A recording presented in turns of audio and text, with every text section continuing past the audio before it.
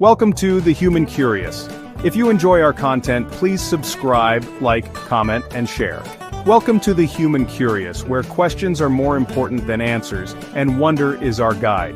If you've ever found yourself staring at the stars, lost in thought, or simply asking why, you're in the right place.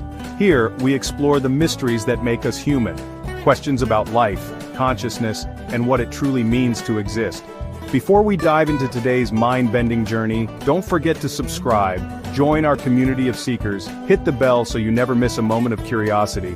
Are you ready to question everything? Let's begin. Have you ever stopped to wonder, to truly ponder the mystery that is you? What is this eye that looks out from behind your eyes? Is it just a collection of cells, a complex network of electrical signals firing inside the 3-pound universe of your brain, or is it something more, something that defies our current understanding of biology and physics? This question, as old as humanity itself, sits at the very heart of our existence. It's the ghost in the machine, the silent observer experiencing the world. We feel love. We dream of distant stars. We remember moments from long ago. But where do these feelings, these dreams, these memories truly live? Science has given us incredible tools to map the brain. We can see which areas light up when we feel joy or fear.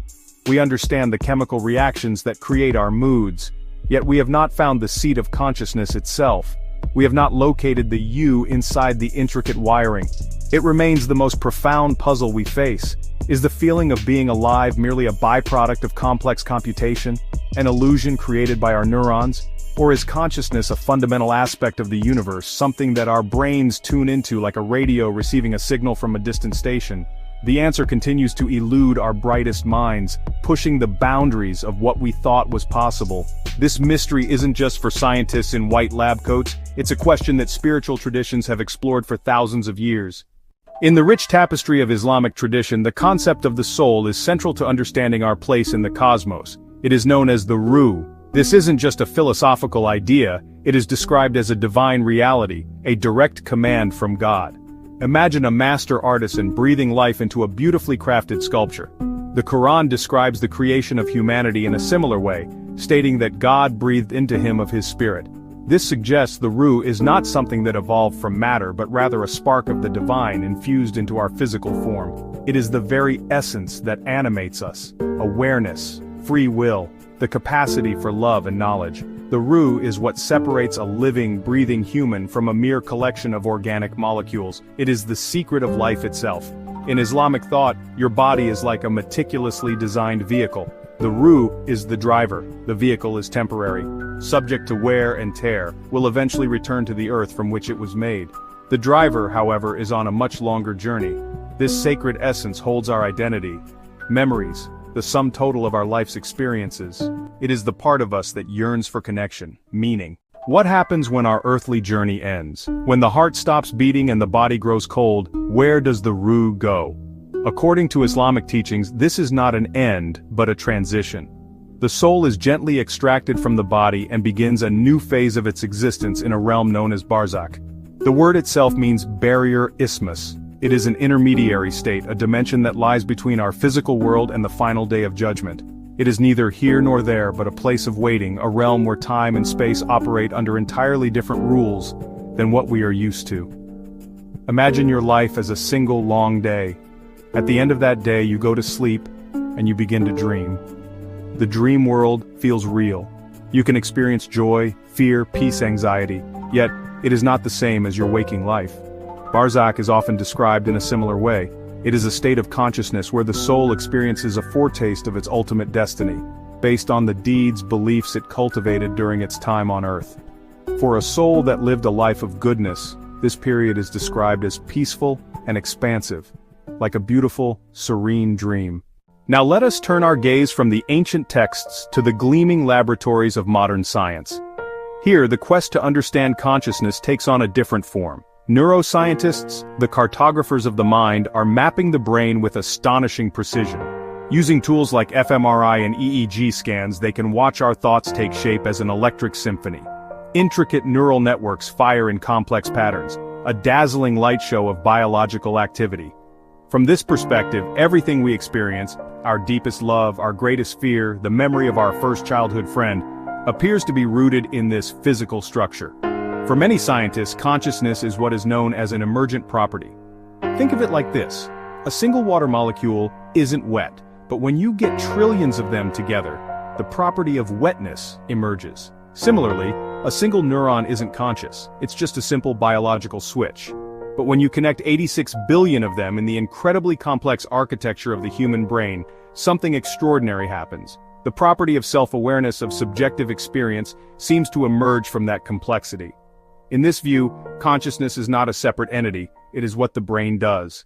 As we venture deeper into the strange and wonderful landscape of modern science, we arrive at the realm of quantum physics. Here, at the smallest scales of reality, the familiar rules of the world begin to break down. Particles can be in multiple places at once, they can be instantaneously connected across vast distances, a phenomenon Einstein called spooky action at a distance. And perhaps most bizarrely, the very act of observing a quantum system seems to influence its reality. The observer is not separate from the observed, they are part of a single interconnected system. This is a world that is, honestly, profoundly mysterious and counterintuitive. These quantum peculiarities have led some daring thinkers to wonder if consciousness might play a more fundamental role in the universe than we thought. Could the hard problem of consciousness be a quantum problem? One speculative idea, known as the Orc-OR theory, proposed by Sir Roger Penrose and Stuart Hameroff, suggests that consciousness arises from quantum processes occurring deep inside our brain's neurons, within tiny structures called microtubules.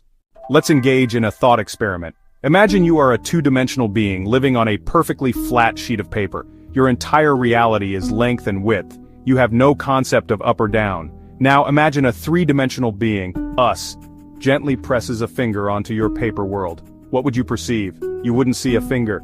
You would see a circle suddenly appear out of nowhere, perhaps change in size, and then vanish just as mysteriously. From your two-dimensional perspective, this event would seem like a miracle, a violation of the laws of your universe, but from our three-dimensional view, it is a simple, predictable interaction. Could our relationship with the soul, the Ru, be similar? We exist and perceive reality within the framework of our four dimensions, three of space and one of time. We are governed by the laws of classical physics and biology. But what if the soul exists and operates in a higher dimension?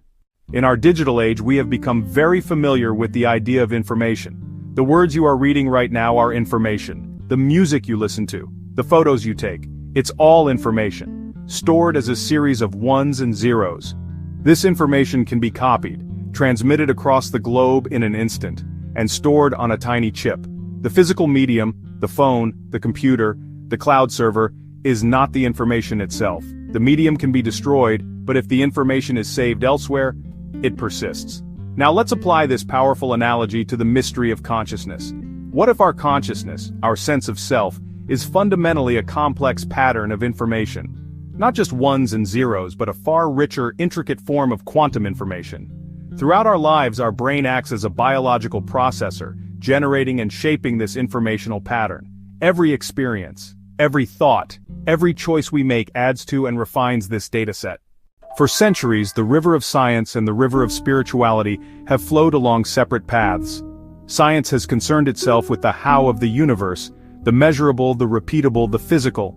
It has given us medicine technology, a breathtaking understanding of the cosmos. Spirituality, on the other hand, has focused on the why, meaning purpose, our place in the grand scheme of things. But now, as we push the boundaries of knowledge, these two great rivers are beginning to curve toward each other. In the strange world of quantum physics, scientists are confronting questions that sound almost mystical.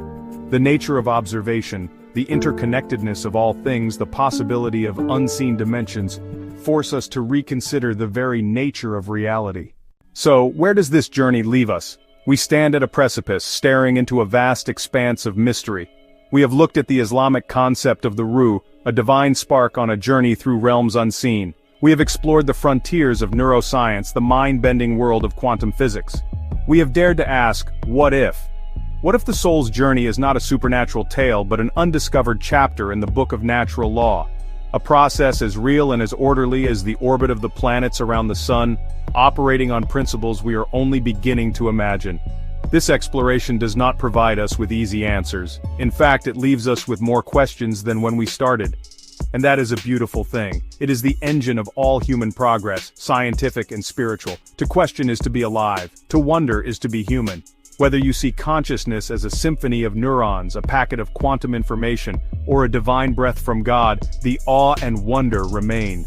The feeling of being alive, of experiencing this universe, is the greatest mystery of all, and it is a mystery that each of us gets to inhabit every single day.